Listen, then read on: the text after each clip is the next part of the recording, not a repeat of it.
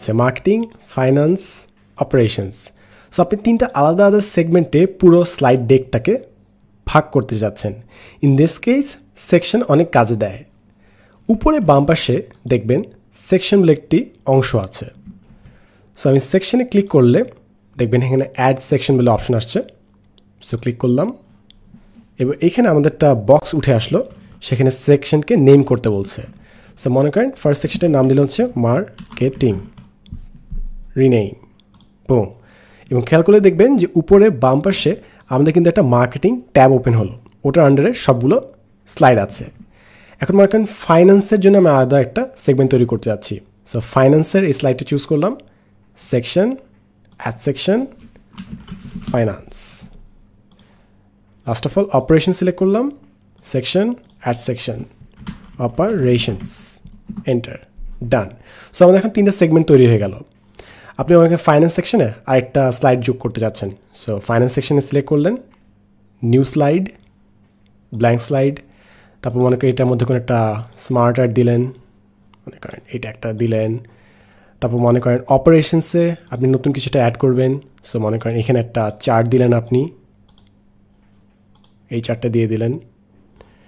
এবং ফাইনালি মার্কেটিংয়ে মনে করেন আপনি আরেকটা কিছু অ্যাড করলেন। সো মনে করেন আইকনসে গেলাম, আইকনসে যে মাল্টিপল কিছু আইকনস চুজ করে রাখি এখানে। সো অনেকগুলো আইকন নিলাম। সো মোটামুটি আমরা তিনটের জন্য আলাদা আলাদা কিছু স্লাইড তৈরি করেছি। এখন যদি আপনি খেয়াল করেন দেখবেন আমি যদি মার্কেটিংয়ের এইখানে ঠিক উপরে একটা ছোট্ট ট্রায়াঙ্গেল আছে, এই ট্রায়াঙ্গেলটা যদি আমি ক্লিক করি মার্কেটিংয়ে সবগুলো অফ হয়ে যাচ্ছে। অপারেশনসে এখানে যদি ক্লিক করি অপারেশনসগুলো বন্ধ হয়ে যাচ্ছে। ফাইন্যান্সটা ক্লিক করলে ফাইন্যান্সটা ক্লোজ হয়ে যাচ্ছে। সো আপনার পুরো স্লাইডটা মার্কেটিং, ফাইন্যান্স, অপারেশনস এই তিনটা ভাগে ভাগ হয়ে গেল। যদি কোনোটা লাগে মনে করেন ফাইন্যান্স থেকে কারোর সাথে আপনি কথা বলতে বসছেন, জাস্ট সিলেক্ট করেন, টগল করেন, ফাইন্যান্সের সবগুলো স্লাইড বের হয়ে আসবে। অথবা যদি খালি অপারেশনসের কারণে কথা বলতে চান অপারেশন সিলেক্ট করেন, বের হয়ে আসবে। এখন এটা মনে হচ্ছে যে ভাই এটা কেন দরকার, কী দরকার খামাকে এটাকে আলাদা সেগমেন্ট করা। বাট যখন আপনার টেকনিক্যাল কোনো একটা জিনিসের জন্য 112 পেজ কিংবা 200 স্লাইডে কিছুটা থাকবে, তখন এই টাইপের সেকশন করা খুবই খুবই ইম্পর্টেন্ট। এটা খালি নিজের জন্য না, অন্য যাদের সাথে ফাইলগুলো শেয়ার করছেন তাদের জন্য অনেক বেশি ইম্পর্টেন্ট। বিকজ তারা তাহলে এখানে গেলে ইজিলি সর্ট আউট করতে পারবে যে কোন জায়গায় গেলে তারা তাদের ডিজায়ার্ড স্লাইডটা পেয়ে যাবে।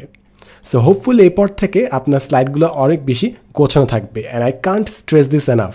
আপনি যত অর্গানাইজেশনে কাজ করবেন, ফাইলগুলো যত গুছিয়ে কাজ করবেন, সবার জন্য তত বেটার এবং তত বেশি এফিশিয়েন্ট হবে কাজটা।